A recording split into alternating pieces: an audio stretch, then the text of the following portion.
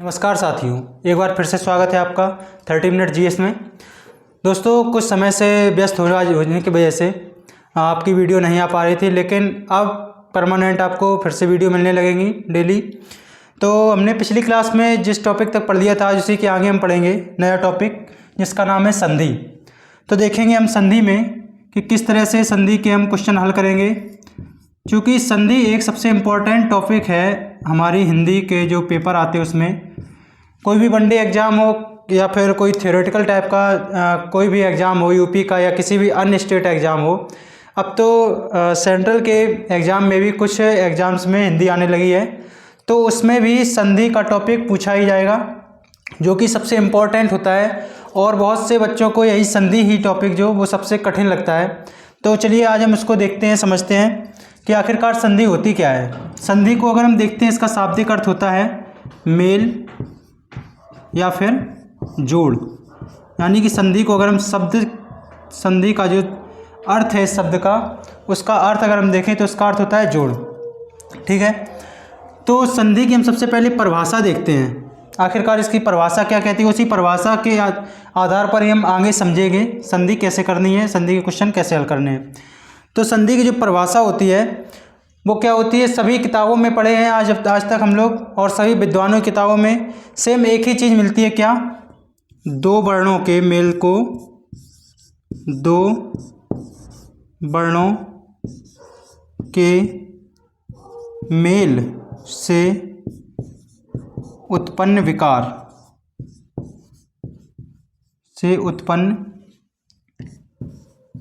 विकार को संधि कहते हैं।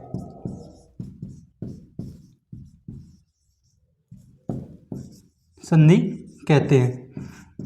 तो सेम यही एक जो परिभाषा है वो हर किताब में मिलती है, हर विद्वान के अनुसार यही एक परिभाषा दी गई है जिसको हम अधिकतर पढ़ते हैं। अब इसमें हम समझते हैं कि इसमें इस परिभाषा के आधार पर ही हम कैसे संधि समझेंगे। सबसे पहले यहाँ पर हम लोगों को एक गौर करना है क्या, कि जो संधि होती है वो वर्णों की होती है, यानी कि दो वर्ण। इसमें अगर शब्द अगर लिख दिया जाए दो शब्द, तो यहाँ पर ये गलत होगा, ये शब्द नहीं होगा। यहाँ पर हमको गौर क्या करना है, वर्ण। अगर वर्ण ही दिया जाए तो ही हमारी संधि होगी। अगर वर्ण के स्थान पर शब्द दे दिया जाए तो उसका आंसर हम संधि नहीं कह सकते। ठीक है, तो यहाँ पर सबसे मेन इंपॉर्टेंट क्या है कि संधि जो होती है वो किसके बीच में होती है, दो वर्णों के बीच में। जैसे कि अगर हम वर्ण में देखें, क्या का, ये तुम्हारा वर्ण के अंदर व्यंजन हो गया, एक हमारा ये वर्ण, ये हमारे व्यंजन में। और अगर हम स्वर में देखें तो एक हमारा ये, या फिर अन्य 11 स्वर जो हैं उसमें से। ठीक है, तो ये हमारे वर्णों के बीच में संधि होती है। अब दूसरी चीज़, अब यहाँ लिखा है के मेल से। ठीक है, मेल मीन्स जोड़ना। उत्पन्न विकार, यहाँ पर एक चीज़ और है, क्या, विकार। विकार का मतलब होता है परिवर्तन।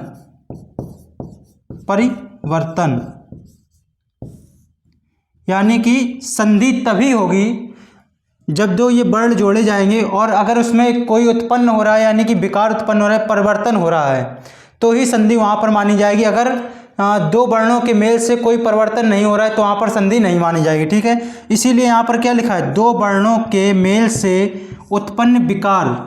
दो ही चीज़ इसमें इंपॉर्टेंट है, क्या, ये वर्ण शब्द और एक ये विकार। यानी कि संधि किसकी होनी चाहिए, दो वर्णों की। और वर्णों की जब संधि होगी तो क्या होना चाहिए, एक विकार, यानी कि एक परिवर्तन होना चाहिए, तभी हम उसे संधि कहेंगे। ठीक है, अब जैसे इसका हम उदाहरण देखते हैं, ये परिभाषा नोट कर लीजिए। दो वर्णों के मेल से उत्पन्न विकार, विकार का मतलब क्या होता है, परिवर्तन, को संधि कहते हैं। ठीक है, अब जैसे हम इसका उदाहरण देखते हैं, एक ऐसा उदाहरण देखते हैं जैसे कि सुविचार। ठीक है, सुविचार।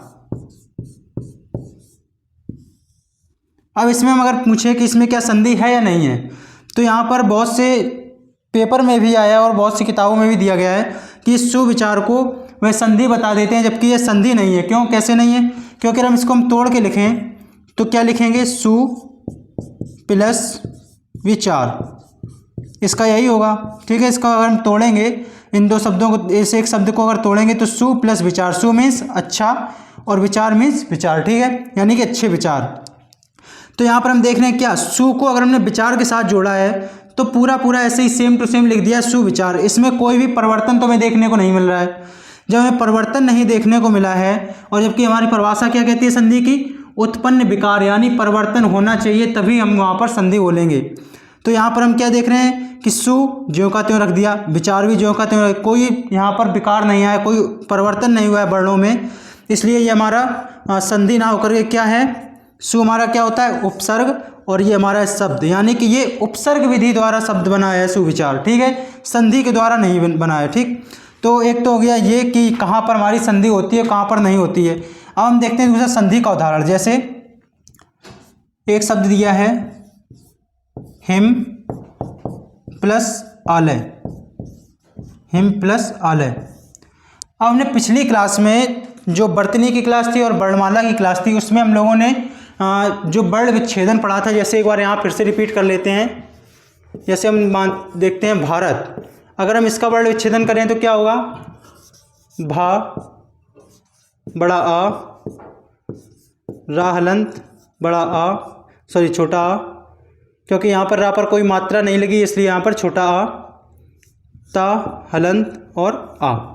ये हमने पढ़ रखा था क्या, अपना वर्ण विच्छेदन पढ़ा था किसमें, वर्णमाला और वर्तनी दोनों में ही। इसीलिए हमने वहाँ पर पहले वर्णमाला के बाद जस्ट वर्तनी बताई थी, ताकि उस वर्तनी का जो यूज है वो हम आगे संधि में देखेंगे, इसलिए हमने उसी क्रम से पढ़ाए थे। ठीक है, अगर आपने वर्तनी की क्लास अच्छे से देखी है तो आपको ये चीज़ पता होगी कि हमने ये वर्ण विच्छेदन कैसे किया है।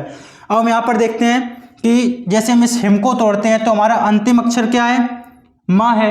अगर हम इसका वर्ण देखें, क्योंकि इसमें क्या है वर्ण बोलेंगे, तो इसका वर्ण जो है माँ प्लस आ, यही तो होगा माँ हलंत। इस माँ को हमने तोड़ा है माँ हलंत प्लस आ, और प्लस इसका हम देख लेते हैं दूसरे शब्द का पहला वर्ण आ। अब हमने ये कैसे देखा कि किसका हमें लास्ट वर्ड लेना है, अंतिम अक्षर लेना है, और किसका हमें पहला अक्षर लेना है। तो इसके बारे में देखते हैं कि एक ट्रिक देखते हैं, एक सूत्र देखते हैं, जो नियम है संधि का, जो बेसिक नियम है संधि का, वो देखते हैं कि संधि होती कैसे है।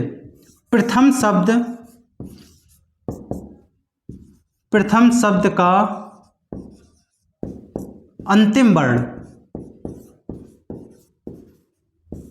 प्रथम शब्द का अंतिम वर्ण, ठीक है, प्लस द्वितीय शब्द का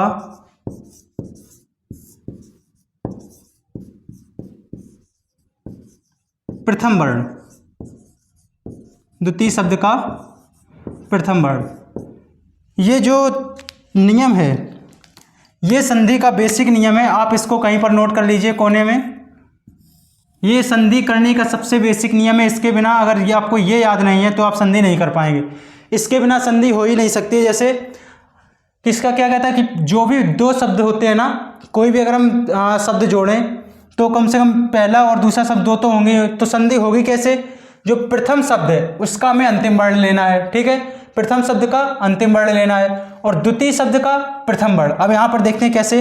ये हमारा हिम क्या है, ये हमारा हिम है प्रथम शब्द हो गया, और आल है ये हमारा हो गया क्या, द्वितीय शब्द। तो प्रथम शब्द का हमें कौन सा वर्ण लेना है, अंतिम वर्ण। अब अंतिम वर्ण इसमें क्या आ रहा है, माँ आ रहा है। अब माँ के अंदर कौन सा स्वर शामिल है, अगर हम इसको हलंत करके देखें, जैसे हमने यहाँ वर्ण विच्छेदन पढ़ाया था उसी हिसाब से हम यहाँ की माँ को अगर तोड़ें तो हलंत माँ, और इसमें कोई भी मात्रा नहीं लगी है माँ में, तो हमारा कौन सा आएगा, छोटा। ठीक है, तो हमारा ये आ गया अंतिम वर्ण, ये आ गया अंतिम वर्ण कौन से का, प्रथम शब्द का अंतिम वर्ण क्या है हमारा, आ। ठीक है, अब देखते हैं द्वितीय शब्द का प्रथम वर्ण। द्वितीय शब्द क्या है, आलय। अब इसका प्रथम वर्ण क्या है, बड़ा आ। ये हमारा है प्रथम वर्ण। ठीक है, द्वितीय शब्द का। तो हमें संधि किसमें करनी है, अंतिम वर्ण प्लस प्रथम वर्ण। देख रहे हैं यहाँ पर क्या हमने लिखा था, दो वर्णों के मेल, यानी कि हमें इसी में करना है, वर्ण में, और ये वर्ण दो वर्ण है, इसी में हमारी संधि होगी।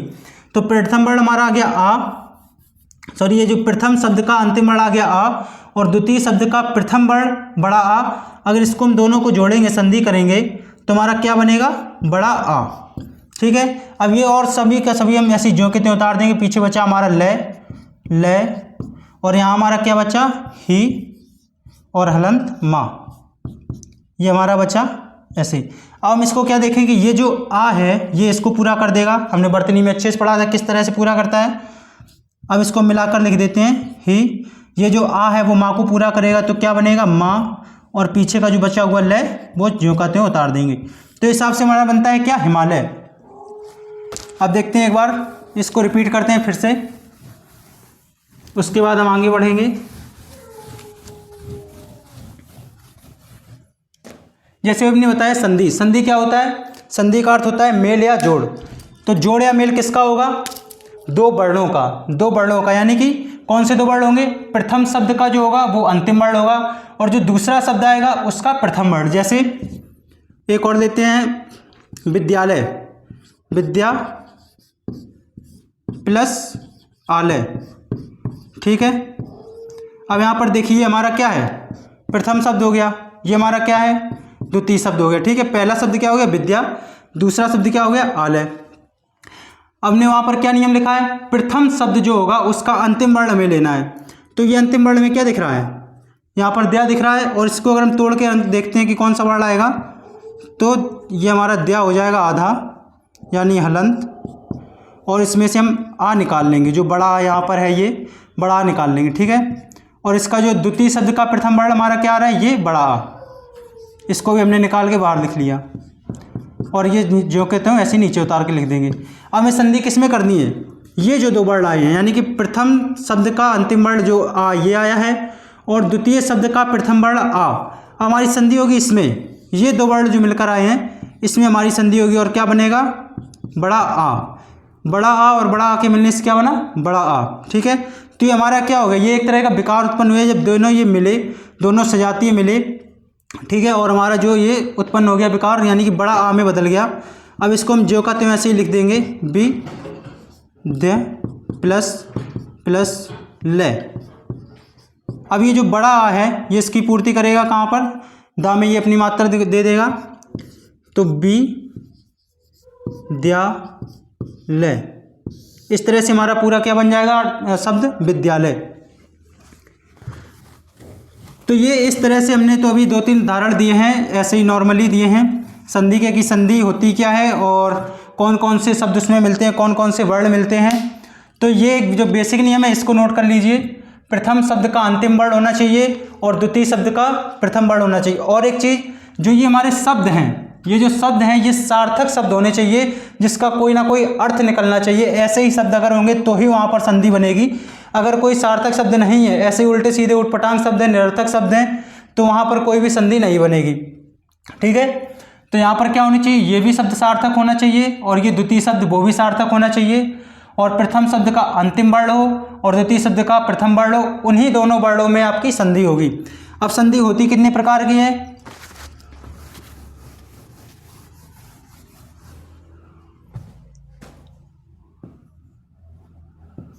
संधि को हम देखते हैं कितने प्रकार की होती है, कौन कौन सी होती हैं। पहली हमारी स्वर संधि,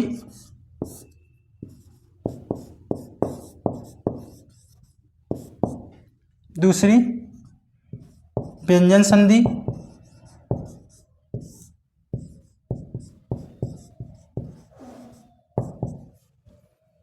तीसरी विसर्ग संधि।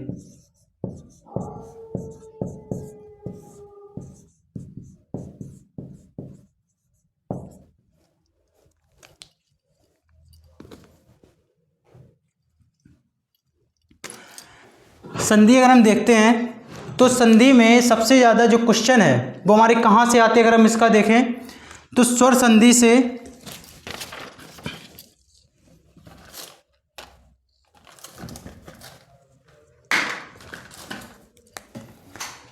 जो भी हमारे पूरे पेपर हैं, पूरे जो एग्जाम है, उसमें अगर हिंदी में अगर हम देखें संधि के कितने क्वेश्चन आते हैं, किस हिसाब से, कौन सी इंपॉर्टेंस है, अगर वो देखें तो संधि के 70% क्वेश्चन हमारे कहाँ से आते हैं? स्वर संधि से। 70% क्वेश्चन कहाँ से आते हैं? हमारे स्वर संधि से।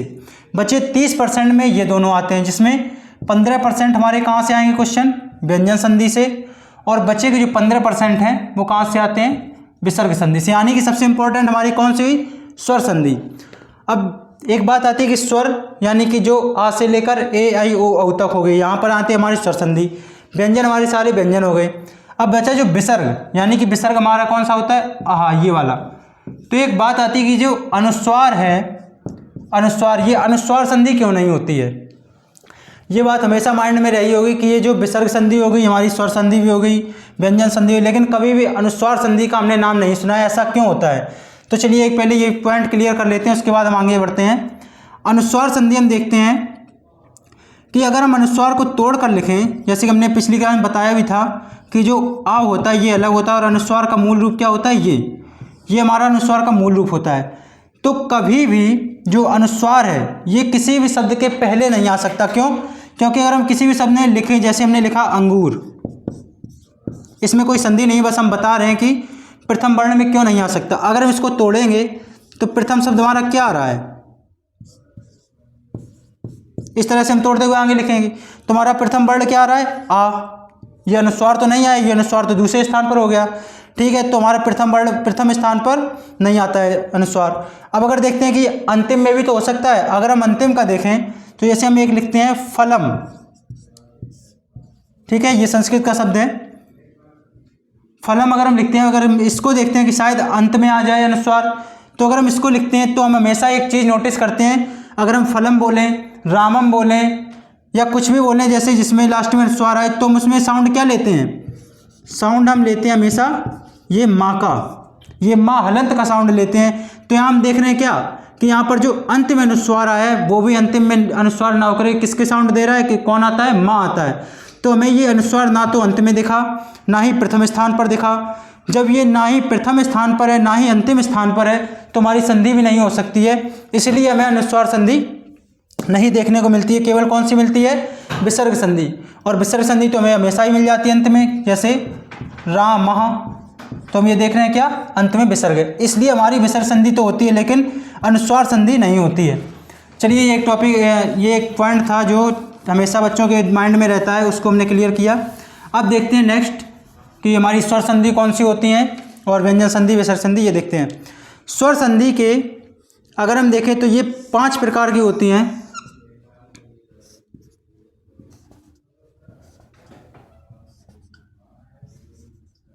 पांच प्रकार की होती हैं, ठीक है।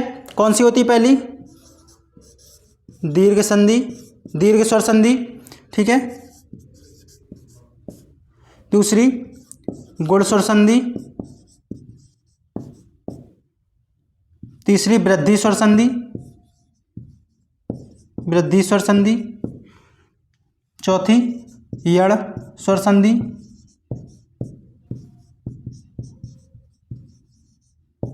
पांचवी अयादि स्वर संधि, अयादि स्वर संधि।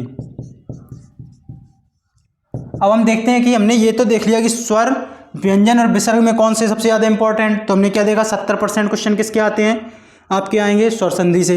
अब अगर स्वर संधि में भी हम देखें सबसे इंपॉर्टेंट कौन कौन सी संधियां हैं, किनसे सबसे ज़्यादा क्वेश्चन बनते हैं, तो हम क्या देख रहे हैं कि दीर्घ स्वर संधि, गुण स्वर संधि और वृद्धि स्वर संधि, इन तीनों में से मिलाकर सबसे ज़्यादा क्वेश्चन आते हैं। कहाँ 70% क्वेश्चन किससे आते हैं, दीर्घ, गुण और वृद्धि से।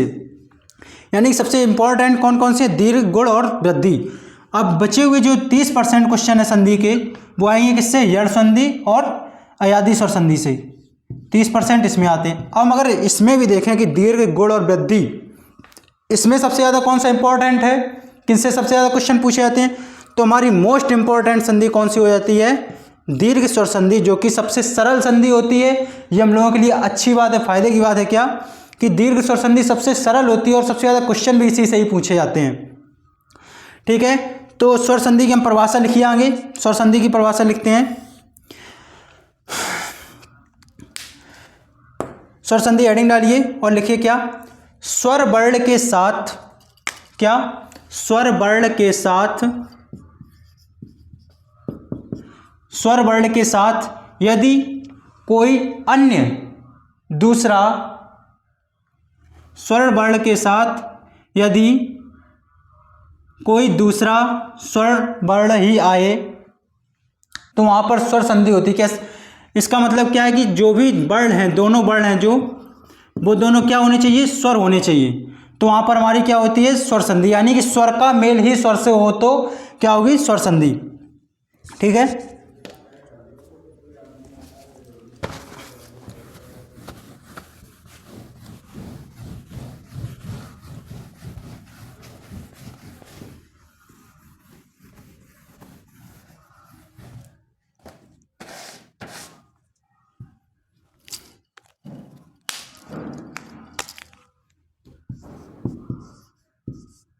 अब हम पढ़ रहे हैं क्या, स्वर संधि। इसकी हेडिंग देखिए क्या लिखेंगे, जब स्वर वर्ण का मेल स्वर वर्ण के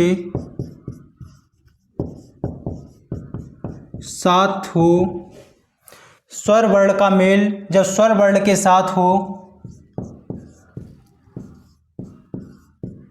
तो उस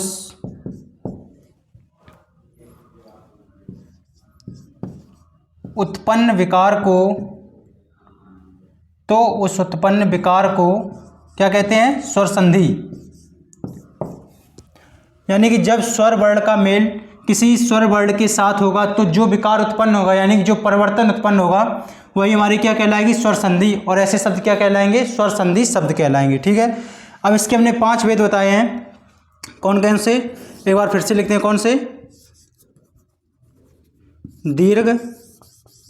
दीर्घ स्वर संधि। ठीक है, पहला क्या है हमारा, दीर्घ स्वर संधि।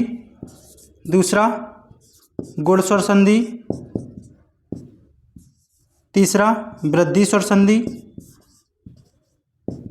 ये बार बार हम इसलिए लिखा रहे हैं ताकि लिखते लिखते ही हम लोगों को याद हो जाएंगे कौन कौन से 5 जो स्वर संधि के प्रकार हैं, इसलिए हम ये बार बार लिखा रहे हैं। चौथा यड़ स्वर संधि और 5वां अयादी स्वर संधि। ये 5 हमारे स्वर संधि के अंतर्गत आते हैं। तो स्वर संधि हमने देख ली क्या, जब स्वर वर्णों का मेल जब स्वर वर्ण का मेल स्वर वर्ण के साथ हो तो उस उत्पन्न विकार को क्या कहेंगे, स्वर संधि कहेंगे। अब स्वर संधि के हमारे 5 भेद होते हैं, कौन से, दीर्घ स्वर संधि, गुण स्वर संधि, वृद्धि स्वर संधि, यड़ स्वर संधि, अयादी स्वर संधि। अब देखते हैं हम इसमें अंदर दीर्घ स्वर संधि को।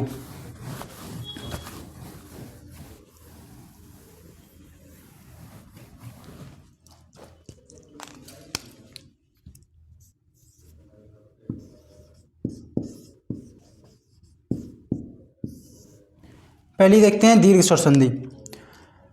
तो दीर्घ स्वर संधि में क्या होता है, इसका नाम ही देखिए क्या है, दीर्घ। यानी कि जो भी उत्पन्न विकार होगा वो क्या होगा, दीर्घ होगा। अब इसमें कौन कौन से हमें स्वर लेने हैं, जैसे हम पूरे स्वर लिखते हैं यहाँ पर। पहले इसकी परिभाषा देख लेते हैं, उसके बाद हम इसको अच्छे समझेंगे, इसका क्या नियम होगा, क्या रूल है, और कौन सी ट्रिक है जो लोग बताते हैं अपनी वीडियो में शॉर्ट ट्रिक के माध्यम से, वो कैसे कहाँ से आती है, वो यही हम सब देखेंगे। पहले इसकी परिभाषा लिख लीजिए क्या, कि जब लघु या दीर्घ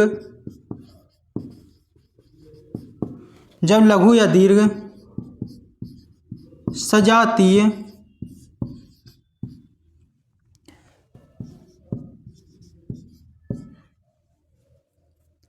स्वर के साथ, जब लघु या दीर्घ सजातीय स्वर के साथ, लघु या दीर्घ सजातीय स्वर का मेल होता है,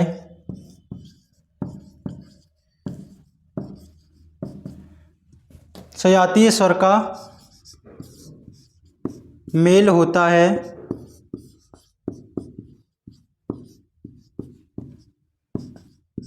तो उत्पन्न विकार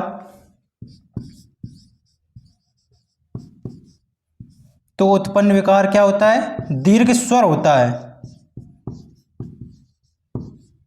दीर्घ स्वर होता है।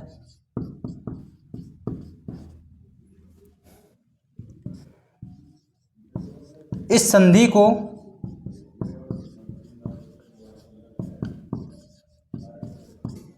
दीर्घ स्वर संधि कहते हैं, दीर्घ स्वर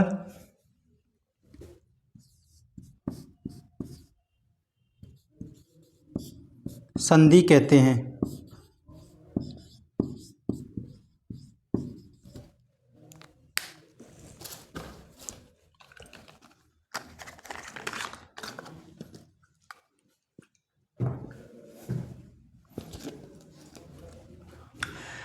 हम इसकी परिभाषा देखते हैं। क्या? दीर्घ स्वर संधि, यानी कि दीर्घ और स्वर, यानी स्वर संधि से क्या मतलब है कि हमारे यहाँ पर स्वर ही शामिल होंगे दोनों वर्णों में, और जब संधि बनकर आएगी तो कैसा होगा? वो स्वर दीर्घ होगा। ये चीज़ तो हमें इसके नाम से ही पता चल रही है। अब इसकी हम परिभाषा देखते हैं क्या है। जब लघु या दीर्घ सजातीय स्वर के साथ, ठीक है, यानी वो छोटा या बड़ा कोई भी स्वर हो और उसी के साथ लघु या दीर्घ सजातीय स्वर, यानी कि सेम स्वर होना चाहिए, स्वर आए, तो वह जो उत्पन्न विकार होता है, जो यानी परिवर्तन होगा दोनों के मिलने से, जो कैसा होगा? दीर्घ स्वर होगा। तो इस संधि को क्या कहते हैं? दीर्घ स्वर संधि। जैसे अगर हम सभी स्वर लिखते हैं, छोटा, बड़ा, छोटी, बड़ी, उ, री,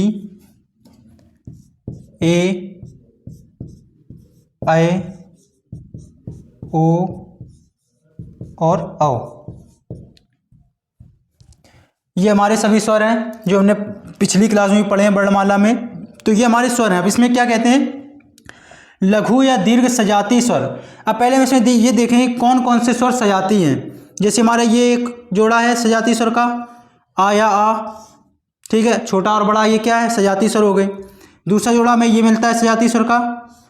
सजातीय स्वर का मतलब क्या होता है? एक ही जाति के जो स्वर होते हैं, वो चाहे वो लघु हो या दीर्घ, उसी से मिलकर बना हुआ दीर्घ हो, तो हमारे सजातीय स्वर होते हैं। ठीक, तो ये आ और आ, ये एक जोड़ा हमारा मिला सजाती का। ई या ई, ये भी हमारा एक जोड़ा मिला सजाती का। और ये देखिए ऊ और ऊ, तीसरा जोड़ा में ये मिला सजातीय स्वर। चौथा जोड़ा ए और ऐ, ये भी एक ही जाति के हैं, ठीक है, सजाती ये भी हो गया। और ओ और औ।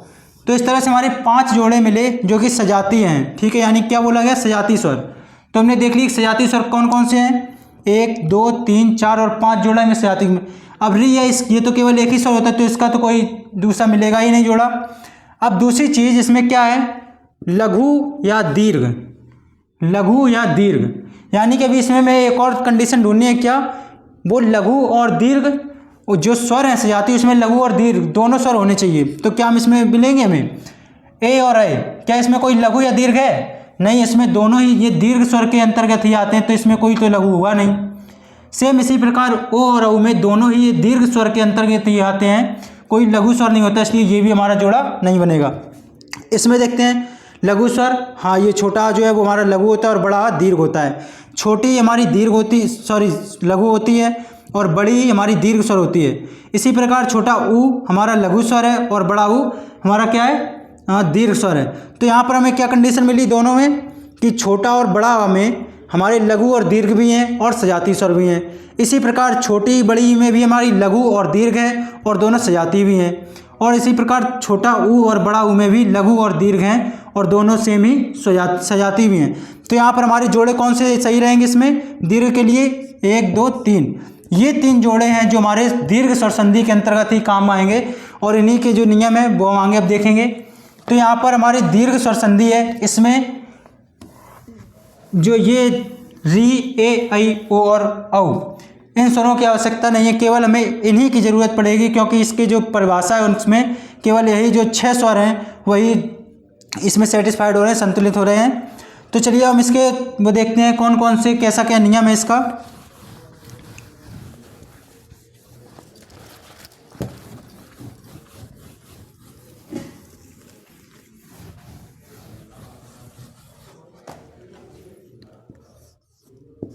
छोटा आ और बड़ा आ, ठीक है, यहाँ पर हम लिखते हैं छोटी ई, बड़ी ई, छोटा ऊ और बड़ा ऊ।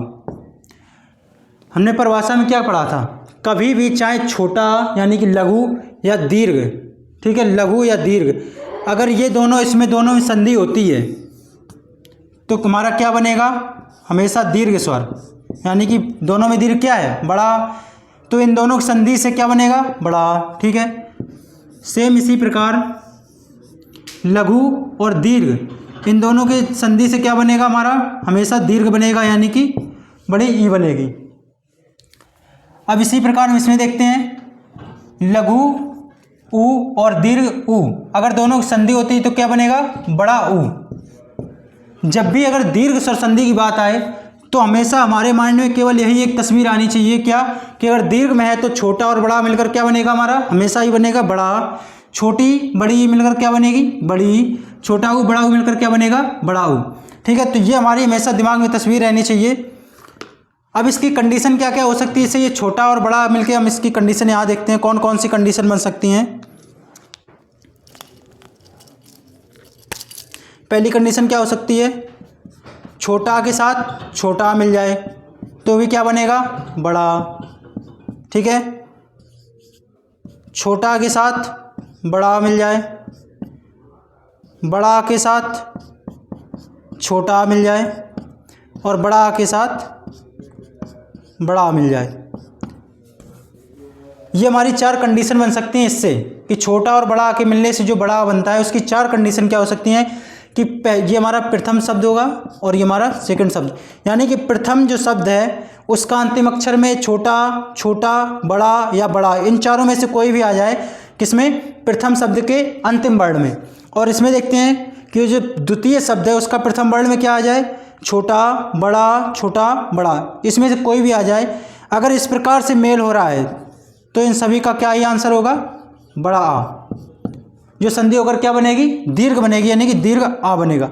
ये 4 कंडीशन इमेज में मिल सकती हैं, छोटा और बड़ा के विकार से जो बनता है बड़ा आ, ये हमारी 4 कंडीशन हो सकती है। इसी प्रकार से इसमें चाहे छोटी प्लस छोटी, छोटी प्लस बड़ी, बड़ी प्लस बड़ी और बड़ी प्लस छोटी, इसी प्रकार हमारी ये भी 4 कंडीशन हो सकती हैं, क्या, छोटी छोटी, छोटी बड़ी, बड़ी बड़ी, बड़ी और छोटी, इन चारों के मिलने से क्या हमारा बनेगा, दीर्घ ई, यानी कि बड़ी ई। ये हमारा प्रथम शब्द, ये हमारा द्वितीय शब्द, ये अंतिम वर्ण है, शब्द नहीं है। ठीक है, ये अंतिम वर्ण है, प्रथम शब्द के अंतिम वर्ण और द्वितीय शब्द का प्रथम वर्ण। इसी प्रकार से 4 कंडीशन इसमें भी बनेगी, क्या, छोटा ऊ प्लस छोटा ऊ, छोटा ऊ प्लस बड़ा ऊ, बड़ा ऊ प्लस छोटा ऊ और बड़ा ऊ प्लस बड़ा ऊ। इन चारों कंडीशन में से कोई भी आ जाए, कंडीशन रिजल्ट हमारा हमेशा क्या रहेगा, बड़ा ऊ। बस हमें केवल यही याद रखना है कि जब भी हमें छोटा या बड़ा इनमें से कोई भी इंटरचेंज हो जाए आपस में, अगर इन दोनों वर्णों की ही, इन दोनों स्वरों की जो संधि हो रही तो उसका हमेशा दीर्घ रूप ही आएगा, चाहे वो आ हो, चाहे ई हो, चाहे ऊ हो। संधि के बाद हमेशा दीर्घ रूप आएगा तीनों का। ठीक है, चलिए एक हमारी जो नियम है, यानी कि जो एक सबसे सिंपल सी जो ट्रिक टाइप की है वो आप ये इतना याद रखें, ये हमेशा दिमाग में ये तस्वीर छाप लें कि जब भी दीर्घ स्वर संधि आए तो हमारे यही जो कंडीशन है वो काम आएंगी। अब इसके कुछ उदाहरण देखते हैं।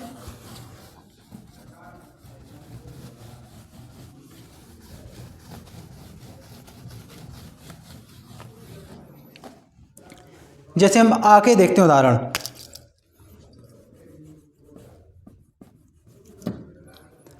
जैसे पहले तो ये देखते हैं कि संधि में हमारे किस प्रकार से क्वेश्चन पूछे जा सकते हैं, कितने टाइप से संधि पूछी जा सकती हैं।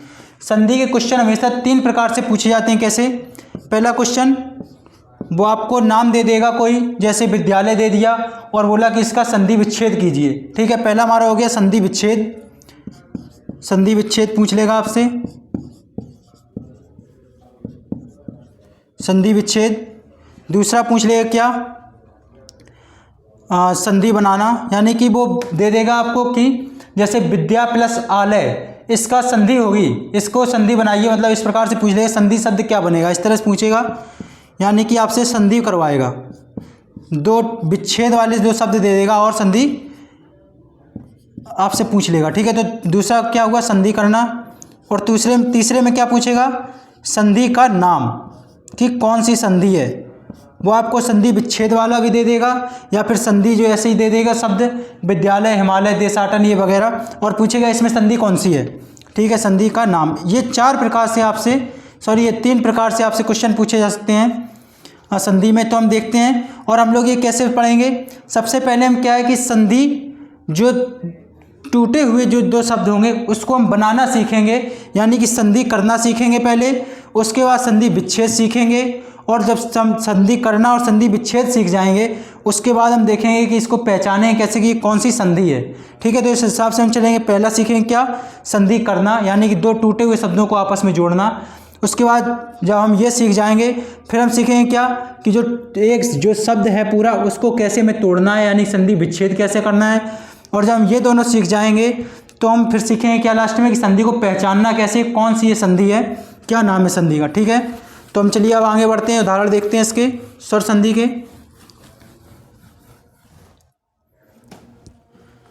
पहला उदाहरण देखते हैं आ या आ वाला। ठीक है, जैसे हम देखते हैं देश प्लस अटन। तो इसमें हमने क्या देखा, जैसे हमने अब यहाँ पर तोड़ के देखा तो वर्ण विच्छेदन हमने इसीलिए पढ़ाया था वर्तनी में, ताकि वो वहाँ पर हम आपको पढ़ा करके यहाँ पर जो संधि में जो काम आएगा वर्ण विच्छेदन, वो अगर आपने वहाँ अच्छे से पढ़ा होगा तो यहाँ पर आप बड़े आसानी से इसको तोड़ सकते हैं। कि देश में अगर हम देखें तो ये हमारा क्या है, प्रथम वर्ण है, यानी प्रथम शब्द है। और ये हमारा जो अटन है ये हमारा द्वितीय शब्द है। तो प्रथम शब्द का अंतिम वर्ण, हमारा नियम क्या कहता है, प्रथम शब्द का अंतिम वर्ण। तो इसका अंतिम वर्ण क्या है, ये सा है? नहीं, ये हमारा वर्ण नहीं है, ये अक्षर है। अगर इसको हम तोड़ते हैं तो हमारा सा हलंत प्लस आ, ये दो वर्णों में टूटता है। तो हमारा अंतिम वर्ण क्या दिख रहा है यहाँ पर, आ। ये हमारा है अंतिम वर्ण, ना कि ये सा, क्योंकि हम इसको दो भागों में तोड़ सकते हैं। तो हमने सा हलंत और आ इसमें तोड़ा है। ठीक है, तो हमारे प्रथम शब्द का अंतिम वर्ण क्या हुआ, ये छोटा, और द्वितीय शब्द का प्रथम वर्ण क्या हुआ, ये छोटा। तो हमारी संधि कहाँ होगी, संधि होगी इन दो वर्णों में, इसमें संधि होगी। तो हमारी यहाँ कौन सी कंडीशन आ रही है, छोटा प्लस छोटा, यानी कि आज हमें देख रहे हैं तो इसका दीर्घ रूप क्या हुआ, बड़ा। इसको हम संधि करके क्या बना देंगे, बड़ा आ, ये बन जाएगा। यानी कि जो हमारी पहली कंडीशन है आ और आ की, इसके जो हमने पहली कंडीशन आई छोटा और छोटा आ, दोनों के मिलने से हमने क्या होता है कि इसमें से कोई भी आ जाए, चारों में से हमेशा दीर्घ क्या रहेगा, छोटा आ, सॉरी बड़ा आ। तो ये हमारी संधि बन के क्या अब यहाँ पर देखिए विकार उत्पन्न हुआ या नहीं हुआ, ये छोटा आ था, ये भी छोटा आ था, दोनों को इनने संधि कर दी। तो संधि में परिभाषा क्या थी, उत्पन्न विकार, यानी परिवर्तन होना चाहिए। तो ये देखिए छोटा और छोटा मिलकर क्या बना है, बड़ा, यानी परिवर्तन हुआ ना। तो यही हमारी संधि है। ठीक है, तो हम शेष शब्द को जो कहते हैं ऐसे उतार देंगे। ये जो हमारा टन बचा था वो हमने सेम उतार दिया। और यहाँ पर देश, ये सा हमारा हलंत बचा है क्योंकि यहाँ से हमने निकाल लिया था। अब इसको हम जोड़ेंगे, ये आ जो है वो इस सा को पूरा करेगा, देश सा, और ये जो टन है वो यहाँ पर बच जाएगा। तो इस हिसाब से हमने देखा क्या हमारा शब्द बना, देशा टन, यानी कि देश प्लस अटन। देश का अंतिम वर्ण क्या हुआ, यानी प्रथम शब्द का अंतिम वर्ण क्या हुआ, आ। द्वितीय शब्द का अंतिम वर्ण प्रथम वर्ण क्या हुआ, आ। जब ये आ और आ दोनों को मिलाया तो क्या बना हमारा, दीर्घ आ, दीर्घ आ बना है। अब शेष जो शब्द बचा यानी कि टन, वो यहाँ पर हमने ज्यों का त्यों उतार लिया। यहाँ पर जो पहले शब्द बचा था देश, वो हमने ज्यों का त्यों उतार लिया। और ये जो बड़ा है वो हमारा सा को पूर्ति करेगा। ये जो यहाँ पर जोड़ने और तोड़ने की व्यवस्था है, जो हम शब्द को तोड़ते हैं, वो हमने वर्तनी में अच्छे से पढ़ा रखा है। किस हिसाब से हम कोई भी वर्ण विच्छेदन करते हैं वो हमने वहाँ पर सिखाया। तो उस हिसाब से हम यहाँ पर देखते हैं कि सा हमारा हलंत बचता है। अब ये जो आ है वो हमारा इस सा को पूरा करेगा, तो बन जाएगा क्या, सा, और ये हमारा शेष शब्द जो कहते हैं उतार देंगे, तो क्या बनता है, देशाटन। एक और देखते हैं, जैसे हिम प्लस आलय, हिम प्लस आलय, यहाँ पर हमारा अंतिम वर्ण क्या है, मा हलंत प्लस आ, यानी कि आ हमारा अंतिम वर्ण है। और यहाँ प्रथम वर्ण क्या है, बड़ा। अब इन दोनों की विकार से उत्पन्न क्या होगा, हमारा दीर्घ हो जाएगा, यानी कि बड़ा आ ही रहेगा। संधि करके क्या बनेगी, बड़ा। अब हम सेम जो रिमेनिंग शब्द है यानी कि जो शेष शब्द है उसको हम ज्यों का त्यों उतार देंगे, लय। और यहाँ बचा था क्या, हिम, हिम में माँ हमारा हलंत है प्लस प्लस। अगर हम इसको जोड़ के लिखेंगे तो हमारा पूरा शब्द क्या बनेगा, हिम। ये जो बड़ा है वो इस हलंत वाले माँ को पूरा कर देगा और क्या बन जाएगा, माँ। और ये बचा हुआ लय शब्द। तो इस हिसाब से हमने देखा हमारा पूरा शब्द क्या बना, हिमालय। और अगर हम देखते हैं जैसे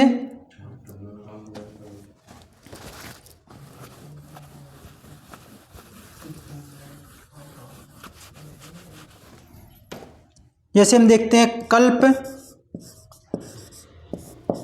प्लस अंत, कल्प प्लस अंत। यहाँ हम देखते हैं कि प्रथम शब्द का जो अंतिम वर्ण, इसमें क्या अंतिम वर्ण, हमको वैसे अक्षर तो दिख रहा है क्या पा, लेकिन इसमें अंतिम वर्ण क्या है हमारा छोटा आ।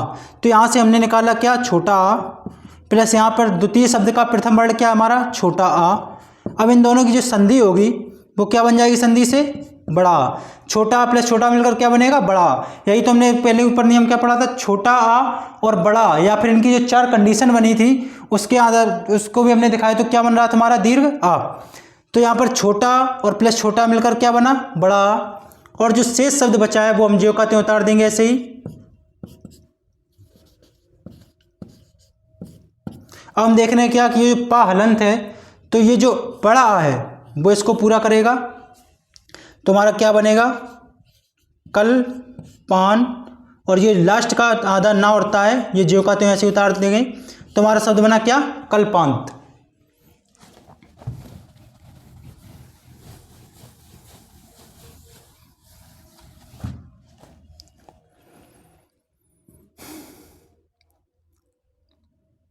एक और देखते हैं, छात्र प्लस अवस्था। यहां पर हम देखते हैं क्या, जो त्रा है वो त्रा हमारा किससे बनता है, ता प्लस रा से। यही तो हमारा त्रा बना था जो कि वर्णमाला में हमने पढ़ाया था। अब यहाँ पर हम क्या देख रहे हैं कि ये जो हमारा रा पूरा है ये हमारा अंतिम वर्ण नहीं है। अब यहाँ पर हम क्या देख रहे हैं, इसमें कौन सी मात्रा शामिल है, छोटा आ, क्योंकि इसमें हलंत नहीं। अगर हम इसको भी तोड़ें तो हमारा इस तरह से बनेगा, ये त्रा का अगर हम वर्ण विच्छेदन करेंगे ता आधा रा आधा और आ। अब हमारा अंतिम वर्ण निकल के आया है क्या, ये आ।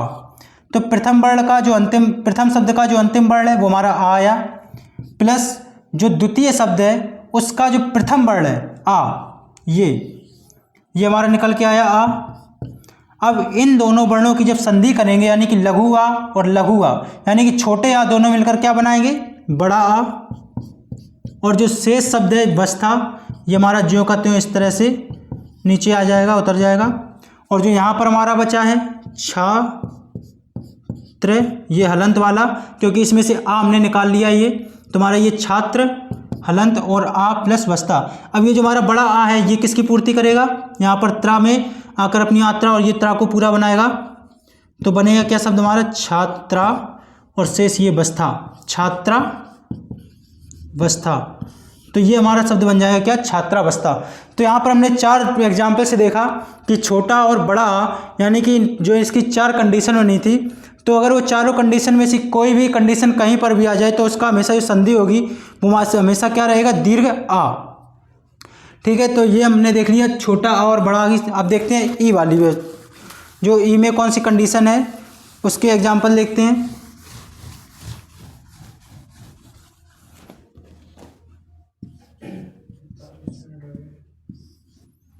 छोटी की देखते हैं, जैसे गिरी प्लस ईस। यहाँ पर हम देख रहे हैं गिरी, यानी कि रा में ई की मात्रा है। अगर इसको हम तोड़े तो क्या आएगा, री, इस तरह से ही आएगा तोड़ने पर। तो ये हमारा क्या हो गया, प्रथम शब्द का अंतिम वर्ण क्या आया है, छोटी, सॉरी छोटी है यहाँ पर, छोटी प्लस, और द्वितीय शब्द का प्रथम वर्ण क्या आया, बड़ी ई। अब हमारा जो संधि होगी वो किस में होगी, इसमें होगी, छोटी और बड़ी ई दोनों की संधि की अगर हम संधि करेंगे तो क्या बन जाएगा, दीर्घ ई। अब यहाँ पर हमने क्या देखा, दीर्घ ई, और जो ये शेष शब्द है वो ज्यों का त्यों ऐसे ही आ जाएगा, सा, और इसका क्या बचा था, गिर, गिर, ये हलंत आएगा रा, क्योंकि हमने इससे स्वर निकाल लिया था।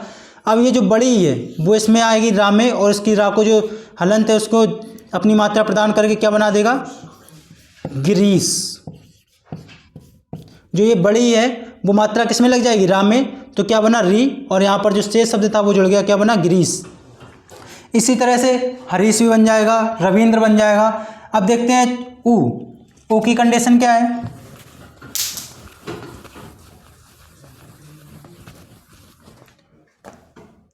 ऊ देखते हैं, जैसे